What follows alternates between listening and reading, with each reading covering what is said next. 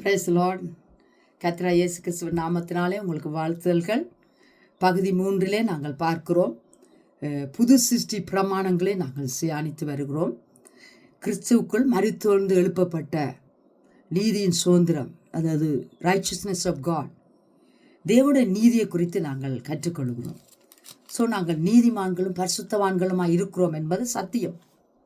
சத்தியத்தின்படியே நாங்கள் விசுவாசித்து இருக்கிறோம். கிறிஸ்து இயேசுவோடு மரித்தோர்ந்து எழுப்பப்பட்டிருக்கிறோம் என்பதையும் அவரோடு கூட மகிமைப்படுத்தப்பட்டிருக்கிறோம் என்பதை நாங்கள் பார்த்து வருவோம். இன்றைக்கு நாங்கள் பார்க்கிற வார்த்தை என்னவென்றால், ரோமர் 8ஆம் அதிகாரத்தில் நாங்கள் பார்க்கலாம்.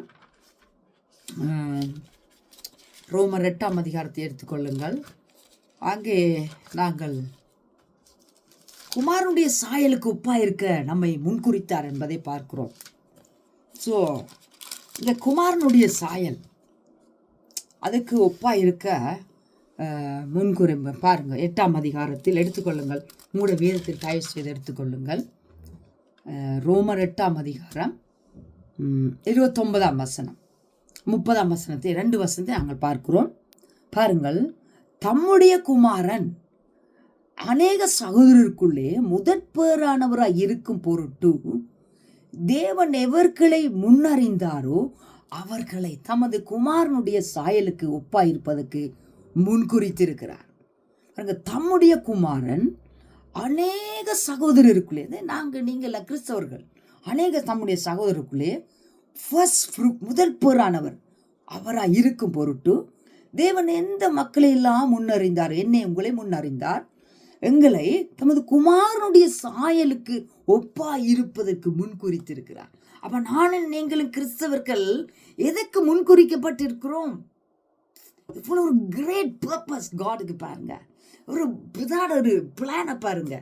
இயேசு கிறிஸ்துவுடைய அச்சா நாங்க இருக்க வேண்டுமா? அநேகர் எல்லாரும் தன் குமாரனை போல இருக்க வேண்டும். அவ்வளவு ஆசை அப்பாவுக்கு. அப்படி இருக்கும்படி நான் சொல்றேன், வாசிங்க, உங்க பைபிளை பண்ண பாருங்க. ஒப்பா என்னங்க? ஈக்குவலா இருக்கணும். உங்களை பார்த்தா அவரை பார்க்கணும், அவரை பார்த்தா உங்களை அடையாளம் தெரியக்கூடாது. நீங்க எல்லாரும் ஒரே பிள்ளைகளா இருக்கணும். நான் சொல்றேன், உங்களுக்கு கொஞ்சம் கஷ்டமா இருக்கு, முள்ள விழுங்குற மாதிரி இருக்கும். ஆனாலும் நான் சத்தியத்தை தான் சொல்றேன். அப்பாட இருதயத்தை தான் உங்களுக்கு வெளிப்படுத்துறேன். இயேசுகிட்ட சொன்னார் இல்லையா, நானும் பிதா உண்டாயிருக்கிறோம். ஏன் அப்பாட இருதயத்தை வெளிப்படுத்தினார். அப்பாட மகிமையின் பிரகாசமாக இருந்தார். அப்பாட தன்மையின் ரூபமாக இருந்தார். அப்படித்தான் எபிரேயர் 1ஆம் அதிகாரத்திலே நீங்கள் வாசிங்க 1, 2, 3 வாசித்தீங்கண்டா, யார் இயேசு கிறிஸ்து, யார் இந்த இயேசு கிறிஸ்துவை அறிய அறிய அறிய உங்களையும் என்னையும் அறிஞ்சு கொள்ளலாம். ஏன் அவருடைய சாயலா இருக்கத்தான் முன்குறித்திருக்கார். 4ஆம் பரிசுத்த ஆவியானவர் குமாரனுடைய சாயலையும் தன்மையின் ரூபத்தையும் மகிமையும் பிரகாசத்தையும் ஞானத்தையும் அறிவையும் வெளிச்சத்தையும் வல்லமை அதிகாரத்தை எனக்கு ஊட்டி ஊட்டி வளர்க்கிறபடியா இந்த வார்த்தையில கொண்டு இந்த வேத வார்த்தைகள் என்ன சொல்லுது? இயேசு கிறிஸ்துவை எனக்குள்ளாய் உருவாக்கி கொண்டிருக்கிறது. கிறிஸ்துக்களாய் அவருடைய தன்மையின் ரூபங்களாய் அவருடைய மகிமையின் பிரகாசங்களாய் வெளிப்படுகிறோம். அதற்காக சொல்லாதீங்க, என்ன போட்டு ஐயா சாமி போட்டு கும்பிடு, சோத்திரம் பண்ணு, நன்றி சொல்லு, அதை நான் சொல்லலைங்க. அது குமாரனுடைய சாயல், அவருடைய தன்மையின் ரூபம், அன்பின் சொரூபம், அவருடைய மன்னிப்பின் இரக்கம், அவருடைய வல்லமை, அவருடைய அதிகாரங்கள், அவரை பிரஸ்தாபிக்கணும் இந்த உலகத்துல. அவரை வெளிப்படுத்தத்தான் தேவன் என்னை உங்களே தெரிந்து கொண்டாருங்க. ஆனா சொல்றது சரியா பிள்ளையா? வேதத்தின் அடிப்படையில பேசுங்க, வேதத்தின் அடிப்படையில ஏற்றுக்கொள்ளுங்க. முகஸ்துதி பண்ணக்கூடாதுன்னு சொல்லியிருக்காரு. என்ன, மோசைக்கு ஒரு பாக்கமாக சாட்சி கொள்ளுங்க, ஏற்றுக்கொள்றீங்க. ஆனா குமாரனுக்கு என்ன ஒரு பக்கமாக பார்க்குறீங்கன்னு சொன்னார். என்ன, மோசையின் ஆசனத்தில் உட்கார்ந்து கொண்டு அவங்க மோசையை போல பேசுவாங்க, ஆனா அவங்களுடைய கையால் ஒரு நியாயப்பிரமாணத்தின் வார்த்தையை கூட தூக்க மாட்டாங்கன்னு சொன்னார். அது மாதிரி இன்றைக்கு நாம இயேசு கிறிஸ்து சிங்காசனத்தில் உட்கார்ந்து கொண்டு, ஆனால் இயேசு கிறிஸ்து சொல்றதெல்லாம் நம்புறதில்ல. ஆனால் இயேசு கிறிஸ்து சிங்காசனத்தில் உட்கார்ந்து கொண்டு நாம் வேலை செய்கிறோம். அது எப்படிங்க சரியாகும்? அவரோட சாயல் இங்கே கரெக்டு வராது. நம்ம இயேசு கிறிஸ்து சிங்காசனத்தை உட்கார்ந்து கொண்டு மோசையை போல நடிக்க முடியாதுங்க. லோவை நாங்கள் பின்பற்ற முடியாது. அவர் நியாயப்பிரமாணத்தின் முடிவாய் சிலுவையில் தன்னை ஒப்பு கொடுத்தார். என்ன, நியாயப்படுத்தின் முடிவு தான் அவர். அதனால தான் அவரே நமக்கு தேவ நீதியாக மாறிட்டாருங்க. அல்லேலூயா. அப்போ இந்த பாருங்க, சாயலுக்கு ஒப்பா இருக்க முன்குறித்திருக்கிறார். எவர்களை முன்குறித்தார்? என்னை உங்களை முன்குறித்தார். எவர்களை அவர்களை அழைத்தார். எவர்களை அழைத்தார்? அவர்களை நீதிமான்களாக்கினார். அல்லேலூயா. எவர்களை நீதிமான் ஆக்கினார். நானா சொல்றேன், வேதத்தில் சொல்லுங்க, எவர்களை அழைத்து நீதிமான் ஆக்கினார் பாஸ்ட் டென்ஸ். என்ன ஆக்கிடுக்கிறார் நீதிமான், என்ன அழைத்தார் என்பது உண்மை, முன்குறித்தார் என்பது உண்மை, குமார சாயலுக்கு ஒப்பா இருக்க மாற்றினார் என்பது உண்மை, என்ன நீதிமான் ஆக்கினார் என்பது சத்தியம். நான் இன்றைக்கு நீதிமான் சொன்னா நிறைய பேர் சண்டைக்கு வராங்க. நான் பரிசுத்தவான் சொன்னா சண்டைக்கு, நான் வார்த்தையை தானே இங்க சொல்றேன். என்ன செய்கைகளை வச்சு நான் பிரசங்கிக்க முடியாதுங்க. அப்ப நான் பொய்யை தானே பிரசங்கிக்கணும். நானும் சத்தியத்தை பிரசங்கிக்கிறேன், சத்தியத்தை நம்புறான், சாயலா மாறுறேனுங்க. என் மனசு புதுசாக இந்த வார்த்தையால ஏன்னா மறுரூபமாய் கொண்டே இருக்கிறேனுங்க. பரிசுத்த ஆவியோட வல்லமையால நான் நம்புறேன், நான் விசுவாசத்தினால் ஆகுறேன். நீங்க எதனால் ஆகுறீங்க? பார்க்கறது கேட்கறதால ஒருத்த மாற முடியாதுங்க. அப்படி என்ன மோசையின் பிரமாணமே போதுமே. மோசையின் பிரமாணம் நமக்கு ஜீவனை கொடுக்கலைங்க. ஒருத்தர் வந்து ஜீவனை கொடுத்து நமக்காக ஒரு புது சிருஷ்டியா மாற்றிருக்கிறாருங்க. நம்ம டிஎன்ஏ மாறிட்டுன்னு சொல்லப்பட்டிருக்கிறதே, நம்ம மறுபடி ஜனிப்பிக்கப்பட்டோம் என்று சொல்லப்பட்டிருக்கிறதே வேதத்திலே. கிறிஸ்துவுக்குள்ளோரும் புது சிருஷ்டியா இருக்குன்னு சொல்லப்பட்டிருக்கிறதே. ஹல்லேலூயா. அதைத்தான் நாங்கள் பிரசங்கிக்கிறோம். ஸோ பாருங்க, இவர்களை நீதிமானாக்கின அவர்களை மகிமைப்படுத்தி இருக்கிற ஆச்சாரியம். இதை நீங்கள் ஏற்றுக்கொள்ளவே மாட்டீங்க. இது உங்களுக்கு எலும்பை விழுங்குற மாதிரி இருக்குமுங்க. எலும்பு விழுங்குறது கடினமுங்க. ஆனால் விசுவாசத்தினால இதை பாருங்க, விசுவாசத்தினால பாருங்க மகிமைப்படுத்தி இயேசுவோடு எழுப்பி இயேசுவோடு கூட மகிமைப்படுத்தி இருக்கிறார். அதைத்தான் உங்களுக்கு போன முறை நான் சொல்லி காட்டினேன். இது திருப்பி திருப்பி கேளுங்க. மற்றது பாருங்க, அதை பாருங்க. இவைகளை குறித்து நான் என்ன சொல்லுவோம்? தேவன் நம்முடைய பட்சத்தில் இருந்தால் நமக்கு விரோதமாக இருக்கிறவன் யார்? அவன் சொந்த குமாரன் என்று பாராமல் நம்ம எல்லாருக்கும் அவரை ஒப்பு கொடுத்தவர். அவரோடு கூட மற்ற எல்லாவர்களும் நமக்கு அருளாதிருப்பது எப்படி எப்படி எப்படி எப்படி? நிறைய காரியம் இருக்குங்க. வேலை நான் ஏன் உங்களுக்கு சொல்றேன்டா, நம்ம தேவனுடைய நீதியாய் நாங்கள் இருக்கிறோம் என்பது, நீதிமானாக இருக்கிறோம்.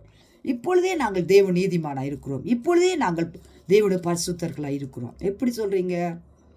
ஏன்னு சொல்லுதுங்க பாருங்க. நீ பாவியாண்டு விசுவாசிக்கும் வரை நீ பாவியாவே இருப்பா. உன் மனசு ஒருவருடைய இருதயத்தின் நினைவு எப்படி இருக்குதோ அப்படியே அவன் இருக்கிறான்.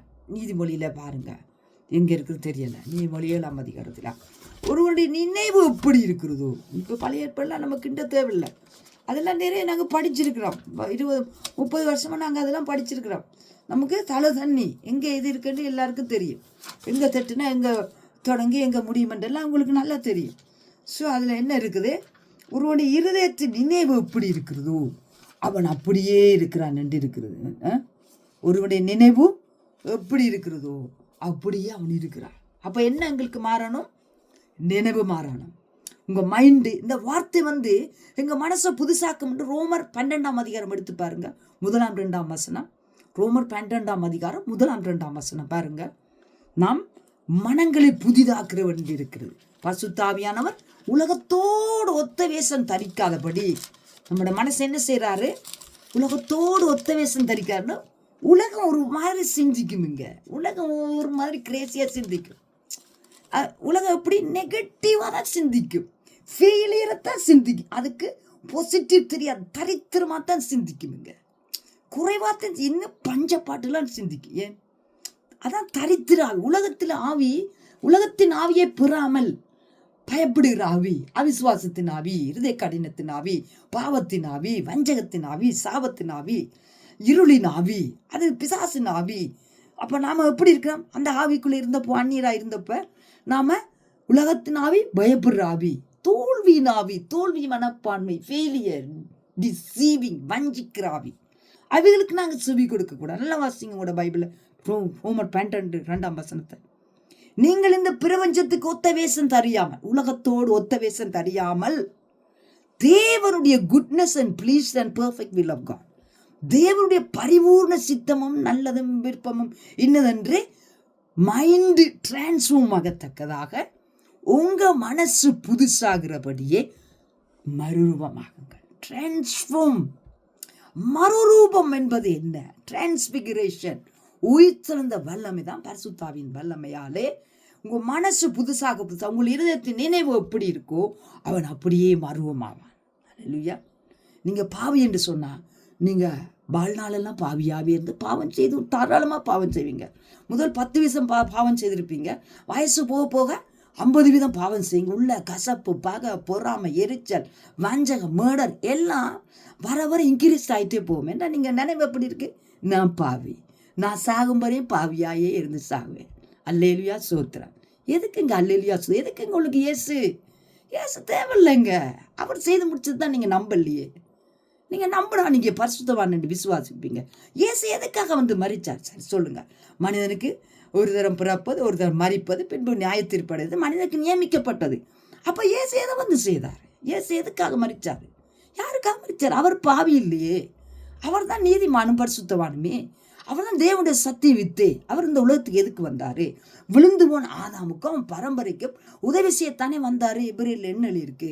விழுந்து போன தூதர்களுக்கு அவர் கரம் கொடாமல் ஆபிரகாமின் சந்ததிக்கு அவர் கரம் கொடுத்தார். Who is the seed of generation of Abraham? ஆபிரகாமின் சந்ததி கிறிஸ்து. அதான் அவர் செய்தார். தேவன் குமாரனை எழுப்பினார். அவரோடு கூட விழுந்து போன ஆதாமுடைய பரம்பரை விசுவாச மார்க்கத்தார் ஆறு இயேசு கிறிஸ்துவை ஏற்றுக்கொண்ட எல்லாரையும் எழுப்பினார் அவரோடு கூட. அல்லேலூயா. கரம் கொடுத்தாருங்கள் தேவன். தன் ஒரே பேரான குமாரனாலே நாம் பிழைக்கும் படிக்கு அவரை இந்த உலகத்தில் தந்தருளினதாலே அன்பு உண்டாயிருக்கிறது அங்கே எழுதப்பட்டிருக்கிறேன். நம்ம எல்லாருக்கும் தெரியுமுங்க இயேசு எதுக்கு வந்தாருன்ட்டு. எல்லாருக்கும் தெரியுமுங்க. எல்லாரும் அதான் சொல்கிறோமுங்க. பிரசங்கிக்கிற நல்லா வைராக்கியமாக பிரசங்கிப்போம், வைராக்கியமாக வாசிப்போம், வைராக்கியம் வாசிப்போம், ஜெபம் பண்ணோம். எங்களை விட்டா ஒரு இல்லை. வானத்துக்கு தொற்றுப்போம், ஆனால் வாழ மாட்டோம். ஆனால் இந்த கையால் தூக்கியும் பார்க்க மாட்டோம். ஆனால் நம்ம இருதயத்துக்குள்ள அந்த வார்த்தைகளுக்கு இடம் இல்லை. மைண்டில் தான் வச்சிருக்கோம். அறிவு இருமாப்பை உண்டாக்குமுங்க. அறிவு இருமாப்பை உண்டாக்கும். நல்லா படிச்சு சொல்லுங்க. அறிவு இருமாப்பை உண்டாக்கும். நான் பாஸ்டர், நான் போதகன், நான் 20 வருஷம் 30 வருஷம் 40 வருஷம் நான் எனக்கு யார் இவங்க சொல்றதுக்கு? நீ யார்? நான் நாளைக்கு வந்தாலும் இங்க ஒரு வெளிப்பாடு ஒருவன் கொண்டு வரனால வேதத்தை ஆராய்ஞ்சு பாரு, உட்கார்ந்து அந்த வசனத்தை தியானிச்சு பாரு. நான் ஏன் சொல்றேன்டா? சத்தியத்தை அறிஞ்சு கொள்ளும் போது சத்தியம் நம்மை விடுதலை செய்யும். வாட் இஸ் த சத்தியம்? ட்ரூத் என்ன? சத்தியம் இங்க இதான் சத்தியம். இயேசு கிறிஸ்து தான் சத்தியம். சத்தியம் அறியதானுங்க எங்க மனம் வெளிச்சமாகும். சத்தியத்தை தேவ ரகசியங்களுக்கு இடம் இல்லை. உங்களுக்கு வசனத்தை கேட்டுட்டு அப்படியே போறோம், தன்னைத்தானே வஞ்சிக்கிறான். கண்ணாடியில பார்த்துட்டு அப்படி நீ போனோம்னா வஞ்சிக்கிறா. நீ எதை வாசிக்கிறா? பழைய ஏற்பாட்டு லோவில் இருந்தேன்னு சொன்னா சாபம் நியாயப்பிரமாணத்துக்கு உட்பட்டவர்களாலும் சபிக்கப்பட்டவர்களா இருக்கிறார்கள். நியாயப்பிரமாணத்தை தொடாதீங்க, புது சிருஷ்டி பிரமாணத்தை படிங்க.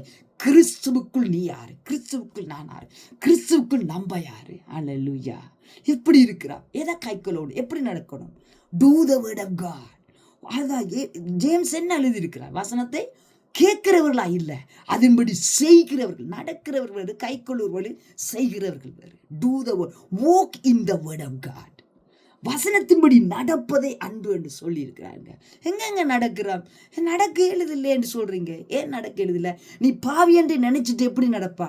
நீ புது சிருஷ்டி, நான் மறுபடி பிறந்தேன், சத்தியத்தால பிறந்தேன், டிஎன்ஏ மாறிட்டு என்று நம்ப விசுவாசிக்க மனம் புதுசாகத்தான் மறுரூபம் உண்டாகும். ஆவிக்குரியவன் ஆவியால பிறந்துட்ட. ஆவியான வார்த்தை தான் உண்டு ஆவிக்கு சாப்பாடு. இந்த வார்த்தையை பார்க்க உற்று பார்க்க சுயாதீன பிரமாணமாகிய பூரண பிரமாணத்தை உற்று பார்த்து அதில் நிலைத்திருக்கிறவனை உற்று பார்க்கிறவனை, ஆழமாய் தியானிக்கிறவனை, அறிக்கை செய்கிறவனை, விசுவாசிக்கிறவனை, அதை கேட்கிறதை மறக்கிறவனாய் இராமல் அதை கேட்ட கிரியை செய்கிறவனாய் இருந்து தன் செய்கையிலெல்லாம் பாக்கியவனாய் இருக்கிறான். அவன் வெற்றியாளனாய். These never fail in their life. அவன் குடும்பம் ஃபெயில் ஆகாது, அவன் மினிஸ்ட்ரி ஃபெயில் ஆகாது, அவன் ஹெல்த்து ஃபெயில் ஆகாதுங்க. நெவர். அவனுக்கு எதிராக சோதனைகள் எல்லாம், போராட்டம் எல்லாம், but he never fail in their life. நீங்கள் பார்த்துக்கணும். ஏன்னா அந்த ஜோயே ஜீவன் கிறிஸ்து எப்படி வாழ்ந்தாரோ அப்படி அவன் நடப்பான், அப்படி அவன் பேசுவான். அவனுக்கு பயமே இருக்காதுங்க. இந்த உலகத்தில் எந்த அண்டாசரத்திலையும் பயமற்ற சிருஷ்டி தான் புது சிருஷ்டி. அது we can experience that. ஏன்னு சொன்ன ஒரே ஒரு வார்த்தை சொல்லி நான் முடிக்க போகிறேன். 14 நிமிஷம் ஆயிட்டு நான் உங்களுக்கு முடிக்கலை. பாருங்க, இதை பார்த்தோம். என்ன அப்படியே மனம் புதுசாகிறாலே மருவம் ஆகுங்கள் என்றதை நான் இன்றைக்கு சொன்னேன். இன்னும் ஒரு காரியத்தை சொன்னேன். என்ன? நாங்கள் குமார சாயலாக இருக்க படைக்கப்பட்டிருக்கோம் என்பதை சொன்னேன். புது சிருஷ்டி. இந்த சிருஷ்டியை நீங்கள் பார்த்தீங்கன்னு சொன்னால் நாங்கள் இயேசு கிறிஸ்துவுக்குள்ளேருந்து வந்தபடியா, அந்த கோதுமை மணி அதுக்குள்ளேருந்து நாங்கள் ஸ்ப்ரிங் ஃபோர்த் பண்ணப்பட்டு வந்தபடியா, அவருக்குள்ளேருந்து டிஎன்ஏ தான் எங்களுக்குள்ள புது சிட்டிக்குள்ளே இருக்குது. நம்புங்கங்க. நமக்கு பழைய ஓல்டு ஹிஸ்டரி இல்லை. நமக்கு புது சிட்டி என்றா என்ன, புதுசாக படைச்சிருக்கிறார். அப்போ ஒரு புதிய குழந்தை என்பது என்ன, அதுக்கு ஒரு புதுசாக ஒரு மனுஷன் பிறந்தா அவனுக்கு ஒரு பாஸ்ட் டென்ஸ் இருக்குதாங்க, பாஸ்ட் ஸ்டோரி ஒன்று இருக்குதா, இல்லை தானே. அது பிறந்த ஆண்டையிலேருந்து அதுக்கு ஸ்டோரி நடக்குது. அதே மாதிரி தான் நீங்கள் புது சிட்டி என்பது அன்னைக்கு தான் இயேசுக்குள்ளே பிறந்த ஒரு புது பிள்ளை. நீங்கள் அண்டையிலேருந்து உங்களுக்கு ஹிஸ்ட்ரி ஸ்டார்ட் ஆகுது. அப்போ உங்களுக்கு டிஎன்ஏ ஒரு டிஎன்ஏ உங்களோட உள்ளான மனிதன், அல்லது பவுல் சொல்லுகிறார் ஆவி மனிதன், அது உள்ளான மனிதன், இன மேன் ஹிடின் மேன் என்று சொல்லுறார். அப்போ அந்த மனிதன் தான் நீங்கள் புது சிட்டி ஆவியாக இருக்கிறீங்க. ஆவி மண்டலத்தில் கிரியை செய்யுங்க. ஆவிக்குரிய மண்டலத்திலேருந்து இந்த பிசிக்கல் மண்டலம் எல்லாம் நீங்கள் கண்ட்ரோல் பண்ணக்கூடியதாக அவரோடு கூட நீங்கள் உயர்த்தப்பட்டு உட்கார வைக்கப்பட்டிருக்கிறீங்க. இதெல்லாம் நாங்கள் படித்தோம் கடந்த முறை. அல்ல பாருங்க. அப்போ இந்த உயிர்த்தெழுந்த இயேசு கிறிஸ்துவிடமிருந்து நீங்கள் உருவாகி இருக்கிறீர்கள். அதனால் நீங்கள் அவருக்குள் உயிர்த்தெழுதலின் ஜீவன் கிரியை செய்து. ஆகவே இந்த உயிர்த்தெழுந்த மனிதனுக்குள் இந்த ஜோயே ஜீவன் ஆக்டிவேட் ஆகிருக்குதுங்க. அங்கே டெத் இல்லை. ஏன், ஜீவனும் மரணமும் இருக்குதுங்க. மரணம் பிடுங்கப்பட்டு இருளின் அதிகாரத்திலிருந்து அவர் உங்களை விடுதலையாக்கி அன்பின் குமாரனுடைய ராஜ்யத்துக்குள் உங்களை உயர்படுத்தி இருக்கிறார் புது சிருஷ்டியாக. ஆகவே நீங்கள் கிறிஸ்துவுக்குள்ளே நீங்கள் இருக்கிறீர்கள் என்பது சத்தியமாக இருக்கிறது. உரிய வசனத்தை காட்டிட்டு நான் அடுத்த முறைக்கு நான் சொல்கிறேன். ரோமர் 8ஆம் அதிகாரத்தை எடுத்துக்கொள்ளுங்கள். அல்லது அடுத்த முறைக்கு அதை உங்களுக்கு சொல்லுகிறேன். அடுத்த ஒரு செஷனில் உங்களுக்கு நான் சொல்லுகிறேன். ஸோ இதில் என்ன பார்த்தோம், நாங்கள் பார்த்தபடியே நீங்கள் விசுவாசிங்கள். நான் அடுத்ததில் நான் உங்களுக்கு தேவநீதியை பற்றி நான் கற்றுக் கொடுக்கிறேன். ஸோ அடுத்ததை நீங்கள் கவனமாக கேளுங்கள். God bless you. See you another session. God bless. Bye.